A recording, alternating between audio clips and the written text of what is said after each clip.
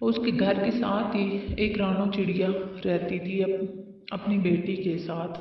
चिड़िया बहन, आप आज उदास क्यों हो? क्या बात है? मुन्नी बहन, मैं अपनी बेटी के लिए परेशान रहती हूँ। मैं अपनी बेटी को पढ़ाना चाहती हूँ। अरे, इसे पढ़ा के क्या करोगी? जो खर्चा इसकी पढ़ाई पर करना है वो इसकी शादी कर दो। मुन्नी बहन, आप मेरी मदद नहीं कर सकती तो इस तरह के मशवरे भी ना दो। मेरी बेटी अभी बहुत छोटी है, मैं इसको पढ़ा लिखा कर कुछ बनाना चाहती हूँ। रानो, तुम इतना गुस्सा क्यों कर रही हो? मैं चली जाती हूँ यहाँ से। और इतना कहकर एक कबूतर वहाँ से चली जाती है और अपनी बेटी से कहती है, तुम्हें रानो की बेटी से पढ़ लेकर आगे बढ़ना है, क्योंकि वो अपनी जिद पर पक्की है। वो अपनी बेटी को पढ़ाना चाहती है और मैं नहीं चाहती कि वो तुमसे आगे निकले और सब जंगल वाले उसकी तारीफ करें। समझी तुम? आप फिक्र नहीं करो माँ, मैं उससे पढ़ लिख कर आगे बढ़ूंगी। मैं अच्छे नंबरों से पास होंगी। आप देखना माँ, आप टेंशन ना लिया करो।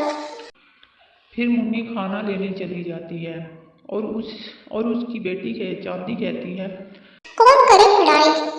माँ मुझे जबरदस्ती पढ़ाना चाहती है, जबकि मेरा दिल ही नहीं करता। पता नहीं माँ क्यों चाहती है कि मैं पढ़ूं। अगले दिन चांदी माँ को बताती है, माँ मेरा रिजल्ट आ गया है। माँ मैं फेल हो गई हूँ। माँ अब मैं क्या करूँगी?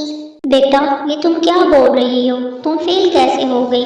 तुम तो अच्छे से पढ़ाई कर रही थी ना। नहीं माँ, मेरा पढ़ाई में कभी दिल ही नहीं लगता था। उधर रानो चिड़िया बहुत खुश थी क्योंकि उसकी बेटी बहुत अच्छे नंबरों से पास हो गई थी। आज मैं बहुत खुश हूँ बेटा, तुम अच्छे नंबर से पास हो गई हो। मैं अभी आती हूँ मुन्नी कबूतर को मुबारकबाद देकर। फिर रानो चिड़िया मुन्नी कबूतर के पास जाती है। मुन्नी बहन, आज मैं बहुत खुश हूँ, मेरी बेटी अच्छे नंबर से पास हो गई है। मुबारक हो रानो बहन, तुम्हारी बेटी पास हो गई। सच में मैं बहुत ज़्यादा खुश हूँ। मुझे माफ़ कर दो, मैं तुम्हारा और तुम्हारी बेटी का भला नहीं चाहती थी, इसलिए अल्लाह ने मुझे इसकी सज़ा दी और मेरी बेटी फेल हो गई। मुझे माफ़ कर दो। और रानो बहन, मुझे बहुत पछतावा हो रहा है। कोई बात नहीं मुन्नी बहन, आपको एहसास हो गया है, मेरे लिए यही बहुत है। अब से हम सब साथ रहेंगे। फिर वो सब खुशी खुशी साथ रहने लगते हैं।